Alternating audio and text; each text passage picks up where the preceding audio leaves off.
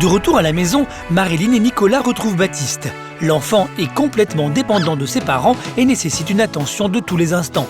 On le prend en charge comme un bébé, on lui change ses couches, on lui donne son bain, on lui donne à manger. Il faut tout le temps qu'on soit avec lui. Voilà. Il est petit, il a 3 ans, il fait un peu plus d'1 mètre, 20 kilos. Qu'est-ce que ça va être quand il va avoir 20 ans ? Qui va faire 1m80 voire plus et puis qui va faire 90 kilos. Comment on va gérer ça ? C'est bon ?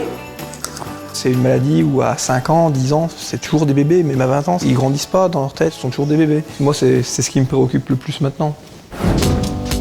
Aujourd'hui, Marilyn et Nicolas doivent faire garder Baptiste. Ils se rendent à Paris pour assister à une journée porte ouverte de l'Association française du syndrome Angelman.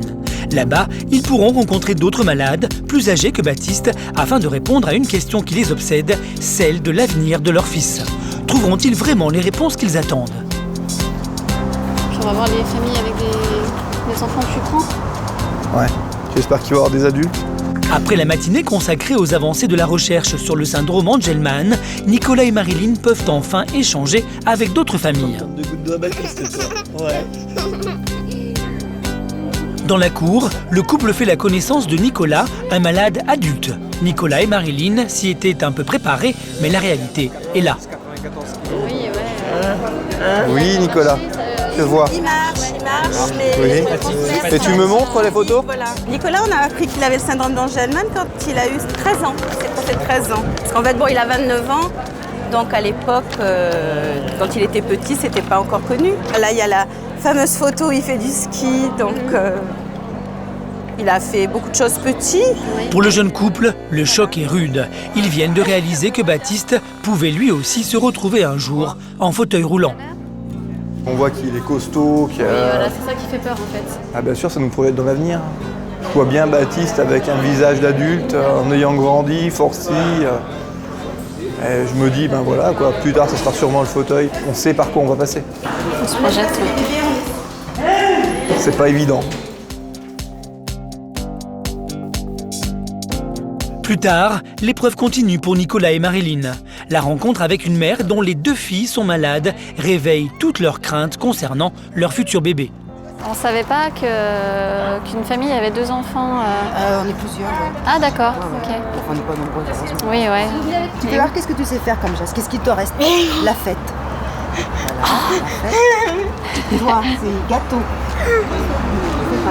C'est chocolat. Le chocolat. Quand tu fais du chocolat. Heureusement, le témoignage d'une fratrie dont seul le cadet est malade va redonner un peu d'espoir à Marilyn. Et alors, vous, les frères et sœurs, ça se passe comment pour vous? Vous vivez comment les... Bien? Oh, ça fait plaisir à entendre. Pour moi, je suis limite habitué. J'oublie qu'il est malade, souvent. Peut-être 80% du temps que je passe avec lui, j'oublie qu'il est malade. Et c'est juste à des moments où je me dis merde, c'est vrai qu'il parle pas. C'est vrai que, oui, non, il est malade en fait. Moi, avec mon frère, j'ai pas le même rapport que ma sœur avec lui. Elle a un rapport beaucoup plus fusionnel que moi je peux avoir avec lui. Moi, je suis plutôt côté, je vais m'amuser avec lui et je vais chercher à le contrôler quand ça part un peu en vrille. Parce que j'ai plus de force. Mais Héloïse va être plus le côté féminin, plus la douceur. Remplacer la maman. Elle va beaucoup plus apaiser la situation quand ça part en vrille. Même quand ça part avec maman un peu, Héloïse elle est là pour calmer la situation.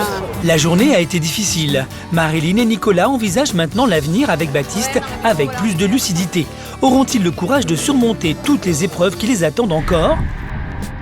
De retour en Bourgogne, pas de place au doute. S'ils veulent infléchir le cours du destin, Nicolas et Marilyn doivent continuer à se battre pour leur fils. Dans quelques mois, ils ont prévu d'emmener Baptiste à Barcelone pour suivre un stage intensif chez un médecin réputé pour avoir réussi à faire marcher des tétraplégiques.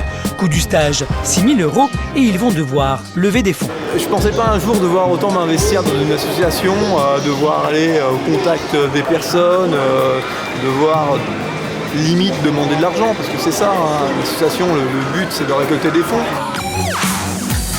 Aujourd'hui, ils assistent à un défilé de mode organisé dans un centre commercial. La vedette de cet événement, c'est Alice, Miss Bourgogne 2011, la marraine de charme de leur association depuis quelques mois. Dès qu'elle en a l'occasion, la jeune femme en profite pour parler de Baptiste et faire appel aux dons. Moi, je prends quelques minutes en fait pour vous parler de quelque chose qui me tient à cœur. En fait, aujourd'hui, on a un petit Baptiste qui est présent parmi nous. C'est un petit garçon qui a 3 ans qui est atteint de la maladie d'Angelman. Donc, il est là avec ses parents. Ils ont créé une association qui s'appelle Notre Ange Baptiste, dont je suis fière d'être la marraine. Cet après-midi, le public n'était pas au rendez-vous, les dons non plus. Mais tout n'est pas perdu pour autant, car la presse locale est là.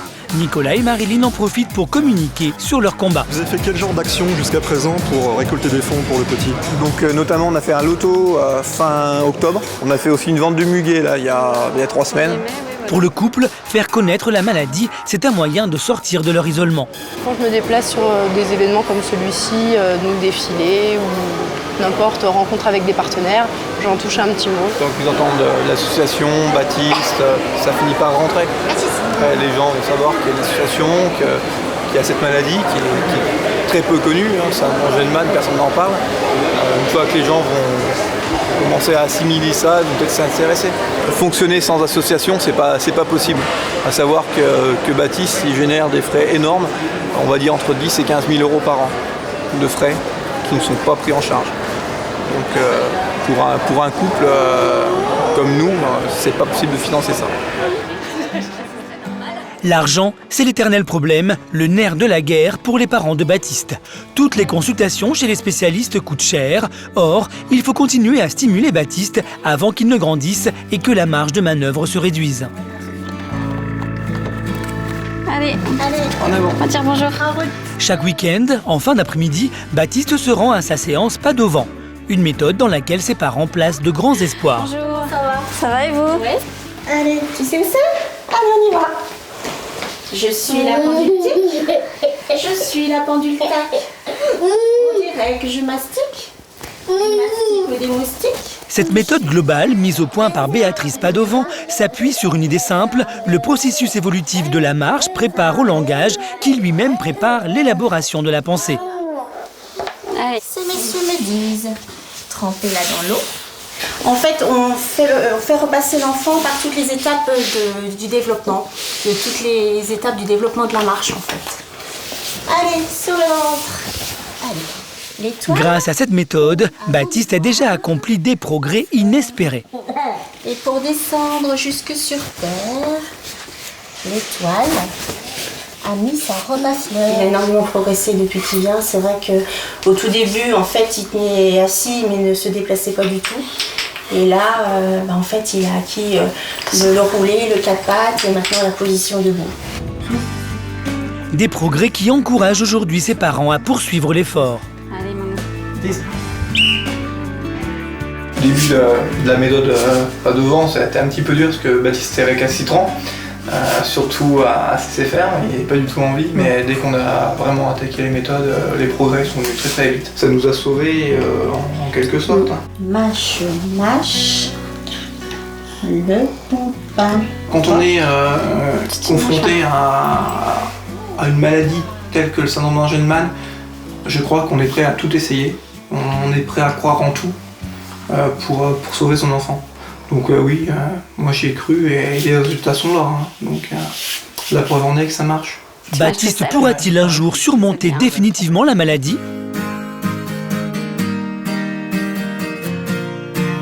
Aujourd'hui, le soleil brille à Cuisery et Marilyn et Nicolas affichent un grand sourire. Les résultats du test de dépistage prénatal sont enfin arrivés et ils sont excellents. Le nouvel enfant de Marilyn est en parfaite santé.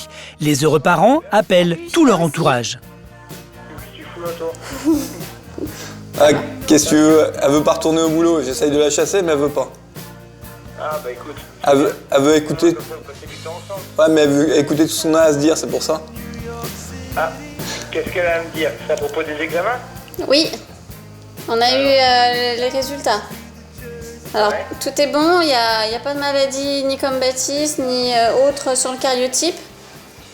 Ouais. Et puis c'est une fille. Tout est bon alors? Oui, et c'est une fille. Une mauvaise? Oui. Ah bah le choix du roi alors. Eh ouais. Et toi, ça va pas te faire drôle d'avoir une gonzesse, Nico? Une gonzesse de plus à la maison? Arrête. Ça par contre maintenant j'angoisse. Toi, quand on nous l'a annoncé, j'étais super content et puis en fait en rentrant je me suis dit aïe aïe, il va y avoir du rose de partout à la maison. tout est bien qui finit bien. Plus qu'à préparer. Ou tout est bien qui commence bien maintenant. Donc la chambre de Camille sera juste en face de celle de Baptiste. Fais-moi confiance, ça va être joli. L'arrivée de ce deuxième enfant, c'est un élan supplémentaire pour combattre la maladie de Baptiste et surtout pour Marilyn et Nicolas, l'espoir d'une vie meilleure. On a le droit maintenant d'être heureux.